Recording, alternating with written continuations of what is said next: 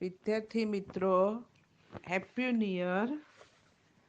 નવા વર્ષના બધાને અભિનંદન, સાલ મુબારક. આપણું દિવાળી વેકેશન પૂરું થઈ ગયું અને હવે નવું સત્ર એટલે કે આ વર્ષનું બીજું સત્ર શરૂ થયું. તો તમે લોકોએ પહેલા સત્રમાં પણ સારો એવો અભ્યાસ કર્યો છે, પ્રશ્નપત્ર લખ્યું, એમાં સારું તમે લખાણ પણ લખ્યું છે. હવે આપણે બીજા સત્રની શરૂઆત કરીશું. તો તમે ખૂબ જ સારો અભ્યાસ કરો અને સારું રિઝલ્ટ મેળવો તેવી શુભેચ્છાઓ. હવે આપણે આપણા અભ્યાસક્રમની વાત કરીએ તો સામાજિક વિજ્ઞાનમાં હવે આપણે પાઠ 5 જોઈશું. એનું મથાળું છે, જો તમે વનવાસી, વિચરતી જાતિ અને સ્થાનિક સમુદાય લખ્યું છે, પણ એ મથાળામાં ભૂલ છે. વનવાસી શબ્દ છે ત્યાં આપણે શું લખવાનું છે? આદિવાસી. તો આપણા પાઠનું મથાળું થશે આદિવાસી, વિચરતી જાતિ અને સ્થાનિક સમુદાય. એટલે એ તમારે સુધારો કરવાનો છે. હું તમને સુધારો કરેલો પીડીએફ જે છે એ મોકલું છું, એટલે એમાં પણ જોઈ લેજો. અને જ્યાં જ્યાં વનવાસી શબ્દ લખેલો હોય ત્યાં તમારે આદિવાસી શબ્દનો ઉપયોગ કરવાનો છે. તો હવે આપણે આપણા સામાજિક વિજ્ઞાનમાં પાઠ 5નો અભ્યાસ કરીશું. તમે લોકો, હું આજે થોડીક ચર્ચા કરું છું, પણ ધ્યાનથી એ પાઠ વાંચી લેજો વ્યવસ્થિત, એટલે આપણે જે ચર્ચા કરીએ એનું તમને વધારે ખ્યાલ આવી શકે. આજે આપણે થોડાક મુદ્દા લઈ લઈએ કે એમાં શું કહેવા માંગે છે. તો આપણે વાત કરીએ કે પહેલા રાજ્યો ઉદ્ભવ થતા અને એનું પતન પણ થતું, એટલે રાજાશાહી ચાલતી હતી. એ રીતે એકબીજાના રાજ્યમાં રાજાઓ જીત મેળવી લે અને રાજ કરે ને પાછો બીજા રાજા ચડાઈ કરે એટલે એ રાજ્યનું પતન થાય. આમ ચાલ્યા કરતું હતું. થોડાક સમય પછી નગરો અને ગામોમાં નવી કળાઓ, હસ્તકળાઓ અને ઉત્પાદક પ્રવૃત્તિઓનો વિકાસ થયો. જેમ જેમ સમય જતો ગયો એમ થોડું મહત્વપૂર્ણ કામ થવા લાગ્યું. રાજનૈતિક, સામાજિક અને આર્થિક પરિવર્તનો આવવા લાગ્યા. પણ સામાજિક પરિવર્તન બધી જગ્યાએ આપણને એક સરખું જોવા મળતું નહોતું. વિવિધ સમાજો અલગ અલગ રીતે વિકસિત થયા, એટલે દરેક જગ્યાએ અલગ અલગ રીતે પરિવર્તન આપણને જોવા મળતું. એમના રહેઠાણો, રહેણી કરણી, સામાજિક વ્યવસ્થા, આર્થિક વ્યવસ્થા કે જે રોજીરોટી મેળવવાના સાધનો અલગ અલગ હોય, રાજનૈતિકની પ્રવૃત્તિ અલગ હોય, એમ આપણને અલગતા જોવા મળતી હતી. તો આપણે હવે એ જનજાતિ અને વિચરતી જાતિઓની વાત કરીએ કે આપણા દેશમાં જે જુદી જુદી જાતિઓ દરેક પ્રકારની રહે છે, એમાં આપણને કેટલો ફેર જોવા મળે છે એની વાત કરવાની છે આપણે. તો આપણા દેશમાં જુદી જુદી જગ્યાએ જુદી જુદી જ્ઞાતિના લોકો વસે છે. તો એમાં આપણે જનજાતિની વાત કરીએ છીએ. તો જનજાતિ સમુદાય કે આદિવાસી સમુદાય એ પહેલાના સમયમાં સદીઓમાં મોટા શહેરો અને ગ્રામ્ય વિસ્તારથી ઘણા દૂર રહેતા અને પોતાની સંસ્કૃતિ અને આગવી ઓળખ ધરાવતા સમુદાયને આપણે જનજાતિ સમુદાય તરીકે ઓળખીએ છીએ. એ પ્રત્યેક જનજાતિના સભ્યો કબીલાઈ પ્રથાથી એકબીજા સાથે જોડાયેલા રહેતા હતા. તે લોકો શિકારી, સંગ્રહખોર અને પશુપાલક તરીકે પોતે ઓછા વત્તે અંશે ખેતી દ્વારા પોતાનું જીવન ગુજારતા હતા. એમને જંગલ અને પ્રકૃતિ એમના જીવન સાથે સૌથી વધારે અસર કરતી હતી. તેમના મકાનોની વાત કરીએ આપણે તો પ્રાકૃતિક સંસાધનોથી બનાવેલા જોવા મળતા હતા. તેઓ એક જગ્યાએથી બીજે જગ્યાએ ભટકતી રહેતી જાતિને રહેતા અને એવી જાતિને આપણે વિચરતી કે વિમુક્ત જાતિ તરીકે ઓળખતા. આ જનજાતિના લોકો જમીન અને જમીન પેદાશો પર સંયુક્ત રીતે નિયંત્રણ રાખતા અને પોતાના બનાવેલા નિયમો પ્રમાણે બધા કુટુંબોમાં તેની વહેંચણી કરતા. અને જનજાતિના લોકોનું જીવન સામૂહિક સ્વરૂપનું હતું.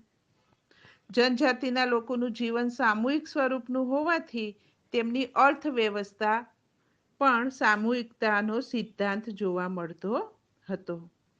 એ લોકો જંગલો, પહાડો, રણ અને દુર્ગમ સ્થળોએ પોતાનું રહેઠાણ બનાવતા હતા અને એવી જગ્યાએ પોતે નિવાસ કરતા. જનજાતિઓ પોતાની વિવિધ જરૂરિયાતો માટે એકબીજા ઉપર નિર્ભર હતા અને પોતાની જરૂરિયાતો એકબીજા પાસેથી એ મેળવતા હતા.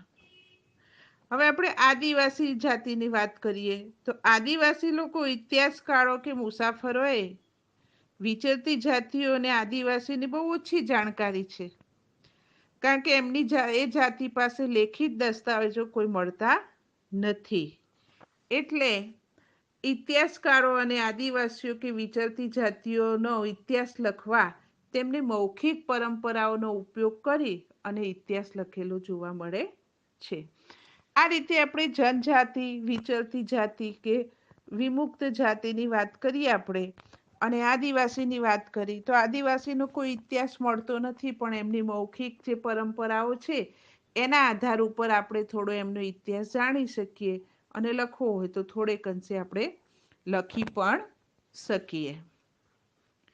એમ કરતા જોઈએ તો ભારતમાં મુખ્ય જાતિઓ કેટલી છે ને કઈ કઈ છે ને જો તમે કે આપણે જાતિ વિશે વાત કરીએ, ચર્ચા કરીએ કે આપણા ભારતમાં જુદી જુદી જનજાતિના લોકો વસે છે.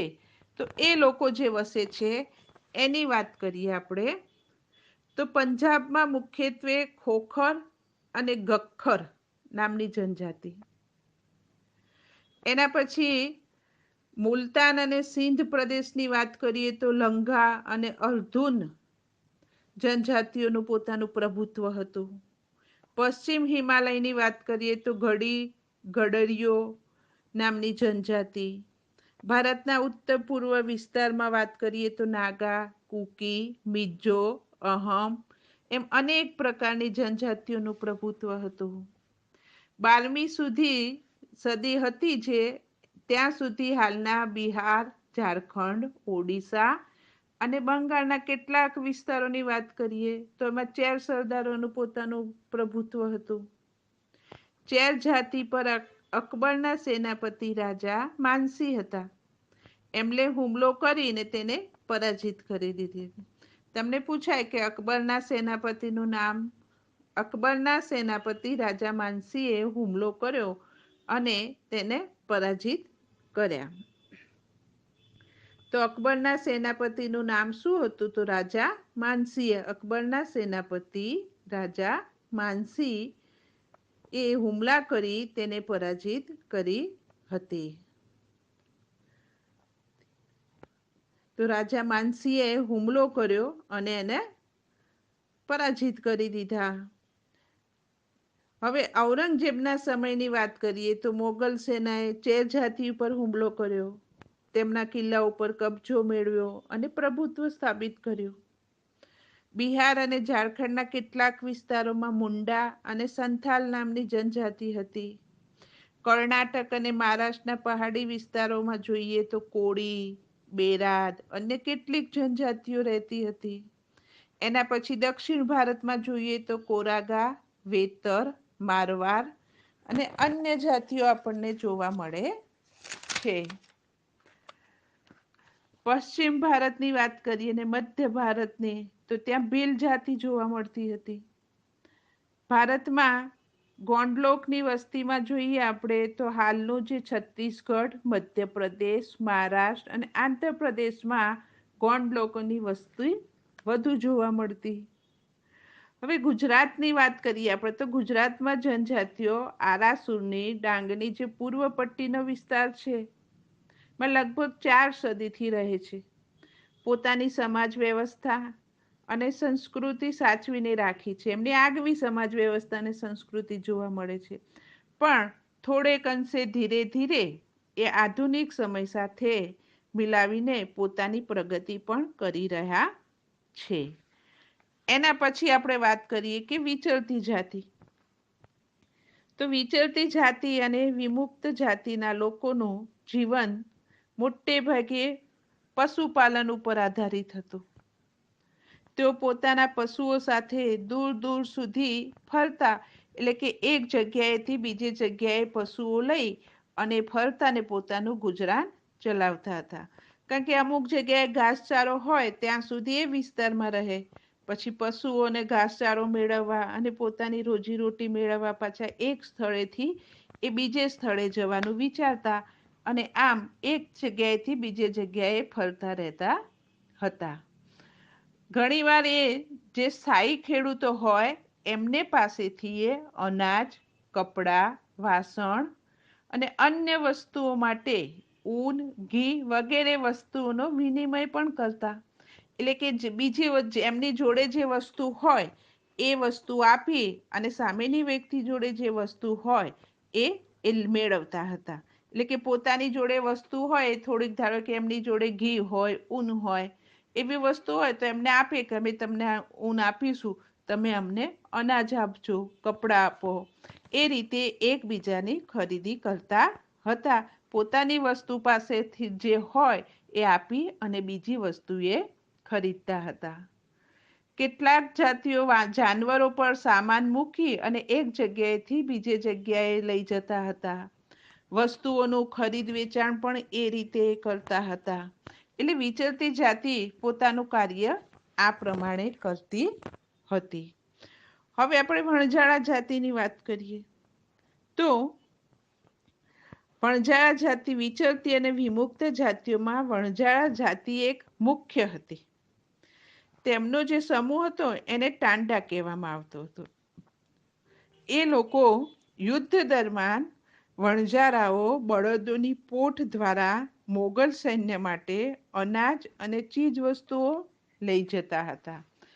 પોઠ દ્વારા, પોઠ કોને કહીશું કે બળદો સાથે જે ગાડું જોડાયેલું હોય એ ગાડામાં ઘણી બધી જરૂરિયાતવાળી ચીજ વસ્તુઓનો સામાન ભરેલો હોય, અને એવા તો ઘણા બધા ગાડા હોય, અને એ ગાડા માલ સામાન લઈને એક જગ્યાએથી બીજે જગ્યાએ જતા હોય, એને આપણે વણઝારની પોટ તરીકે ઓળખીએ. વણઝારા લોકો એ કામ કરતા, એટલે આપણે વણઝારની પોટ તરીકે પણ ઓળખીએ છીએ. વણજારા મધ્ય એશિયાથી અનેક ચીજ વસ્તુઓ ભારત લાવતા અને ભારતમાંથી અનેક ચીજ વસ્તુઓ ભારત બહાર લઈ જતા. આમ આ રીતે વણજારા અને વણજારા લોકો જે છે એ ભારત અને વિશ્વ વચ્ચેની કડી સમાન ગણાતા હતા. તો હવે એ વણજારાને આપણે સંસ્કૃતિ જોઈએ કે કેવી હતી. તો કેટલીક વિચરતી અને વિમુક્ત જાતિઓ ઘેટા બકરા, ઘોડા, ગાયો, ભેંસો અને બળદોનો વેપાર સાથે સંકળાયેલી આપણને જોવા મળતા હતા. વિવિધ જાતિના નાના મોટા ફેરિયાઓ એક ગામથી બીજે ગામ જતા. જાતે બનાવેલા દોરડા, ઘાસની ચટાઈ અને મોટા ઠેલાઓનું વેચાણ પણ કરતા. કાગસિયા અને મોડવા નામની વિચરતી અને વિમુક્ત જાતિઓ બંગડીઓ અને સૌંદર્ય પ્રસાધનોનું વેચાણ કરતા હતા. નટ અને બજાણિયા નામની વિચરતી જાતિઓ જે વિભિન્ન અંગ કસરતો કરીને લોકોનું મનોરંજન આપવાનું કામ કરતા હતા. એમની જાતિઓની વાત કરીએ તો ગુજરાતમાં વણજારા, માલધારી, નટ, બજાણિયા, કાગસિયા, મોડવા વગેરે વિચરતી અને વિમુક્ત જાતિઓ આપણને ગુજરાતમાં જોવા મળે છે. તો આમ આપણે જોયું કે આપણા પાઠનું મથાળું જોયું તમે કે આદિવાસી, વિચરતી જાતિ અને સ્થાનિક સમુદાય. તો આપણે આ મુદ્દામાં વિચરતી જાતિ અને આદિવાસી લોકો શું કામ કરે છે, એમનું રહેઠાણ કેવું, એમનો વ્યવસાય કયો હતો, એની વાત કરી આપણે. અને આપણા દેશમાં જુદી જુદી જ્ઞાતિના કયા વિસ્તારમાં કઈ જ્ઞાતિના લોકો વસે છે એની આપણે આ માહિતી મેળવી. એટલે આ રીતે આ પાઠમાં આપણે જુદા જુદા વિચરતી જાતિઓનો અભ્યાસ કરવાનો છે.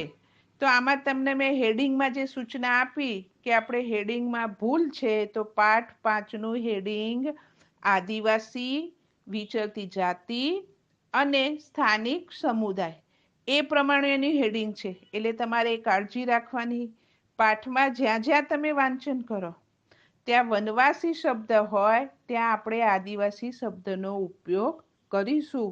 તો આપણે અહીંયા આટલા મુદ્દા સુધી રહેવા દઈશું. તમે લોકો પાઠનું વાંચન વ્યવસ્થિત કરી દેજો.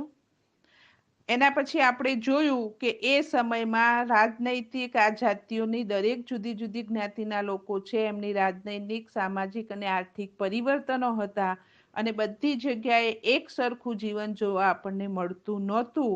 અને એ જાતિઓ કઈ રીતે પોતાનું જીવન ગુજરાનને રહેઠાણ હતું એની વાત કરી. તો આપણે જનજાતિ અને વિચરતી જાતિનો ખ્યાલ લીધો, આદિવાસી જાતિના લોકોનો ખ્યાલ લીધો, જનજાતિ ભારતની મુખ્ય કઈ કઈ છે એનું જ્ઞાન મેળવ્યું, વિચરતી જાતિ કઈ રીતે પોતાનું જીવન ગુજારતી હતી એક જગ્યાએથી બીજી જગ્યાએ વિનિમયમાં, એટલે કે વસ્તુઓ ખરીદવામાં કઈ વસ્તુઓની ચીજવસ્તુની આપ લે કરતા હતા.